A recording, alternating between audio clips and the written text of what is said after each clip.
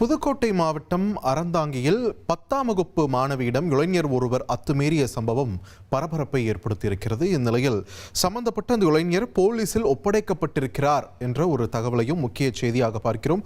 கூடுதல் விவரங்களோடு இணைகிறார் எமது செய்தியாளர் ஆனந்த். வணக்கம். என்ன நடந்தது? பிடிபட்ட இளைஞர் யார்? அவருடைய பின்னணி என்ன?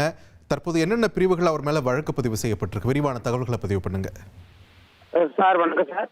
புதுக்கோட்டை மாவட்டம் அறந்தாங்கி அருகே மீமிசல் அரசு மேல்நிலைப் பள்ளியில் 10ஆம் வகுப்பு படிக்கும் மாணவி ஒருவர் கீழேம்பல் பகுதியைச் சேர்ந்த அந்த மாணவி இன்று பள்ளி முடிந்ததும் தனது வீட்டுக்கு சைக்கிளில் சென்று கொண்டிருக்கின்றார்.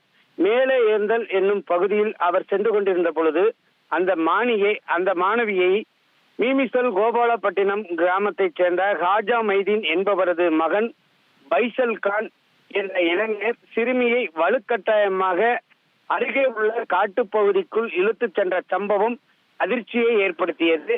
இதனைத் தொடர்ந்து அந்த நபரின் பிடியிலிருந்து தப்பி ஓடிய சிறுமி காப்பாற்றுங்கள் என்று கூச்சமிட்ட நிலையில் அருகே இருந்த அச்சத்தத்தை கேட்ட பொதுமக்கள் சம்பந்தப்பட்ட அந்த இளைஞரை பிடித்து அருகே உள்ள மீமிசல் காவல் நிலையத்தில் ஒப்படைத்துள்ளனர்.